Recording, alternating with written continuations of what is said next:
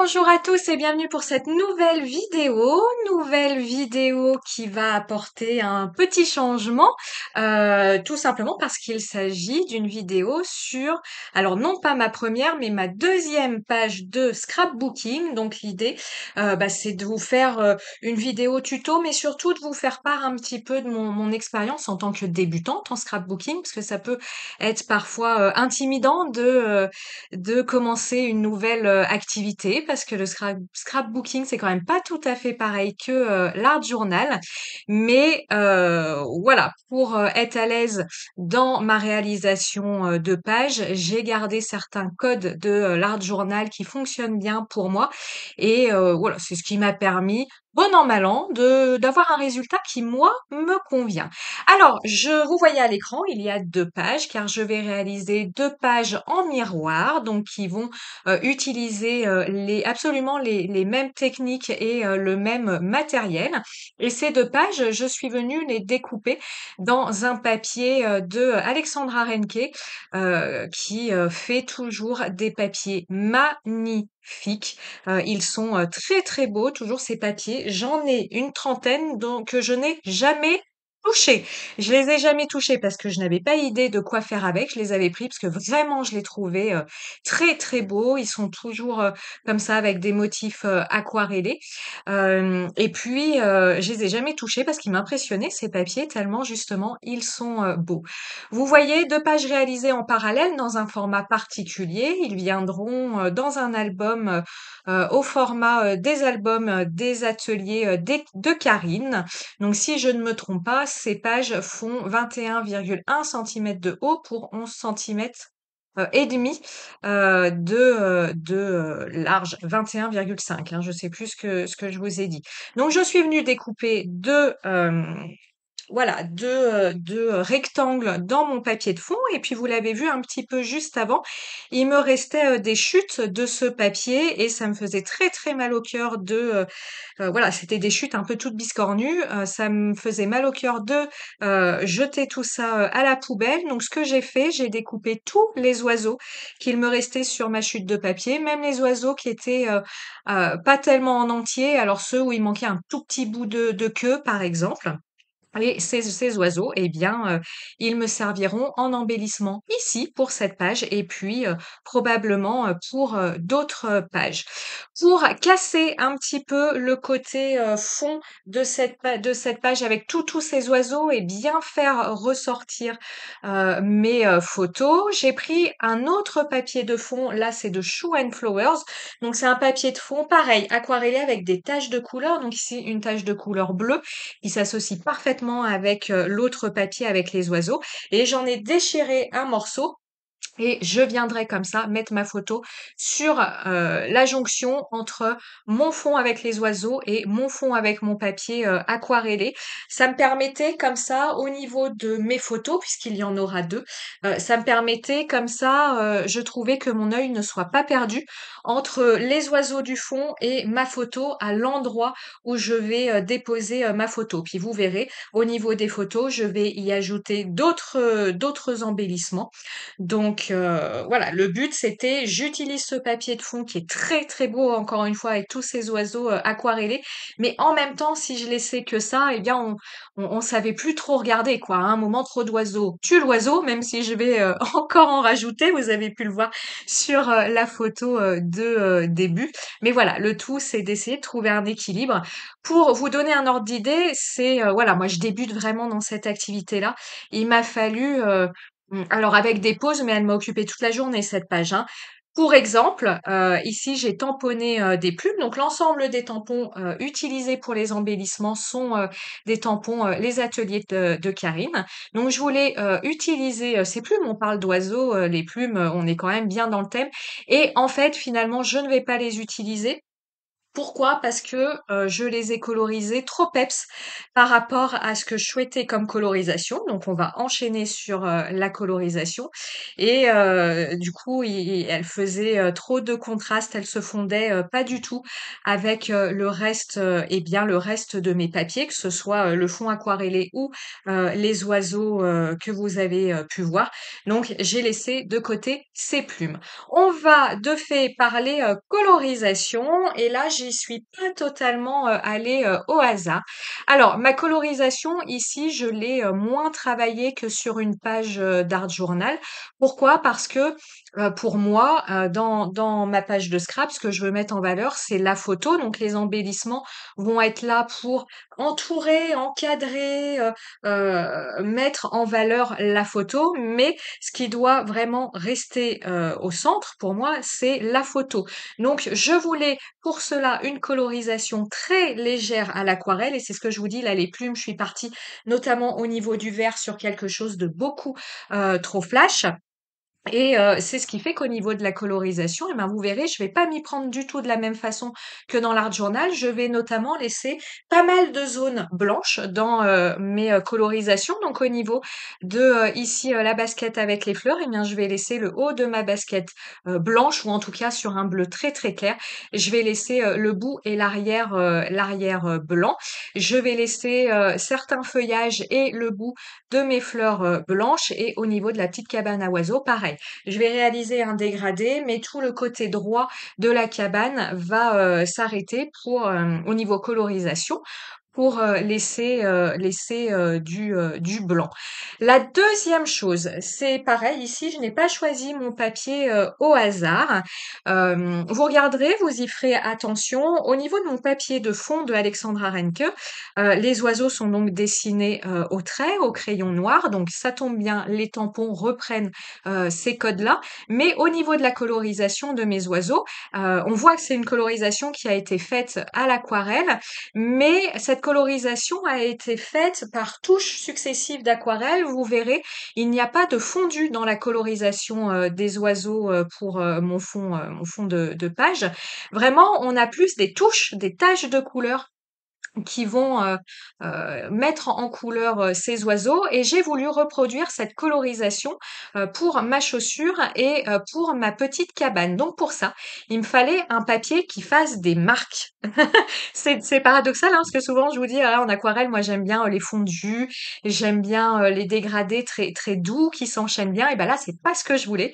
Là, je voulais reprendre, comme je vous dis, les codes de, mon papier de fond et donc pour avoir un papier qui fait, des marques, eh bien, j'ai utilisé le papier, Florence, aquarelle, hein, je vous le dis souvent. Dans d'autres vidéos, ce papier, il est super pour la colorisation au crayon de couleur aquarellable, mais à l'aquarelle, il fait des traces. Les fondus sont compliqués à obtenir et puis si à un moment, sur une première couche, comme ici, bah, ma chaussure, hein, j'ai fait une première couche dans un bleu très clair. Si on vient rajouter une seconde couche, très, très diluée à l'eau, j'ai ici rajouté des couches de jaune, eh bien, on va avoir des auréoles qui vont, apparaître et c'est exactement ce que je voulais. Encore une fois parce que les oiseaux de, mon fond de page sont colorisés de cette, façon-là.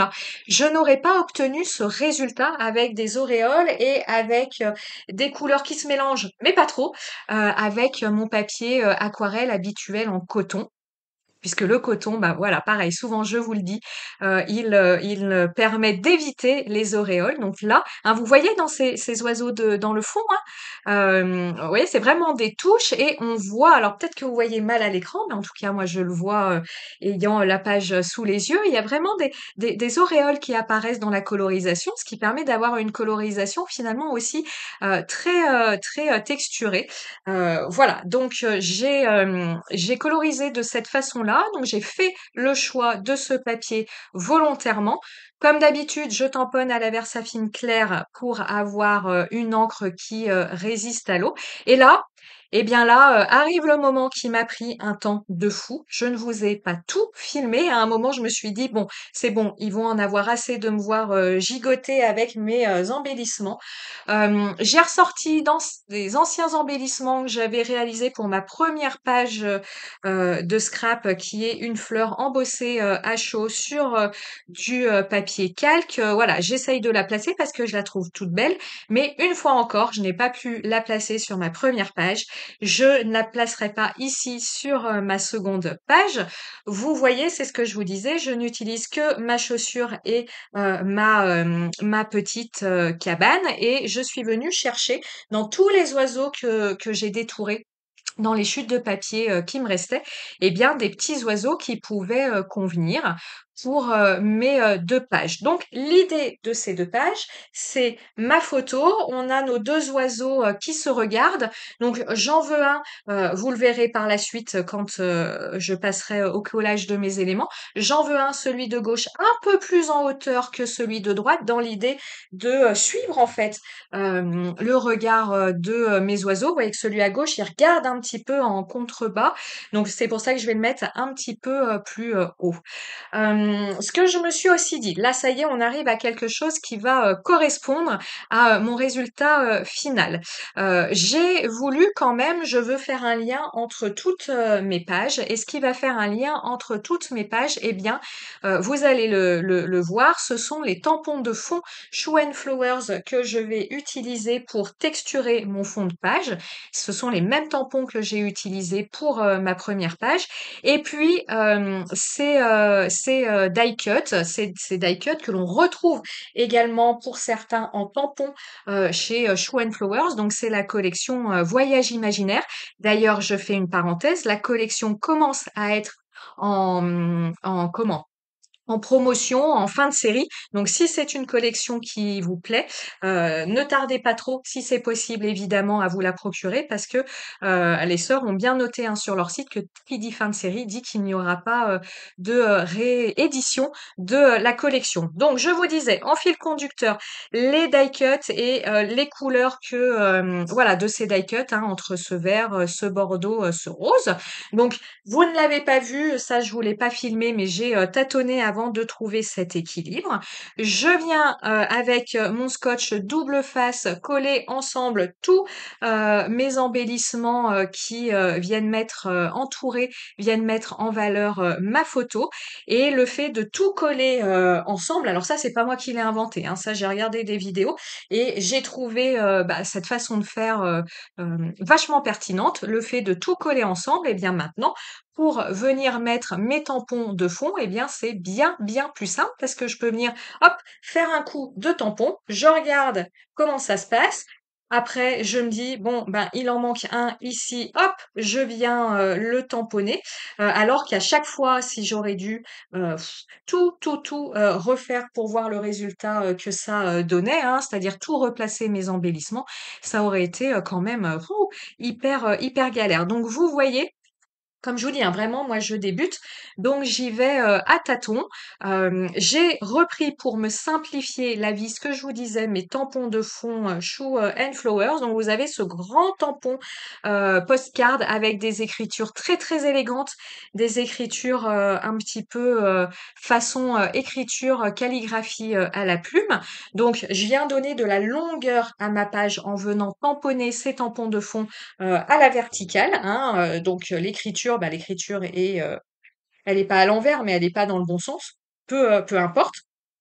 Donc vous voyez, je viens en rajouter en fonction de là où je trouve qu'il va manquer, des éléments, et puis je viens également utiliser pareil ce petit tampon, tache. Donc c'est également un petit tampon, que ce soit le tampon de fond ou le tampon de tache, issu de la collection, Voyage imaginaire, hein, de Shoe and Flowers. Donc je viens comme ça, tamponner des tampons taches pour ajouter de la texture, mais pas trop, hein. Je veux quand même pas, que, ce beau papier de fond soit, tout taché. Au niveau du tamponnage de, mes tâches, j'essaye d'avoir quelque chose qui encadre bien mes embellissements, mais j'essaye quand même de ne pas tamponner sur, les oiseaux. Alors si ça tamponne sur les branches des oiseaux, c'est pas grave, mais j'essaye de ne pas tamponner sur les oiseaux en tant que tels parce que ce serait vraiment, dommage et puis je trouve un petit peu, je vais dire de mauvais goût d'avoir comme ça une grosse tache noire sur, sur ces magnifiques oiseaux.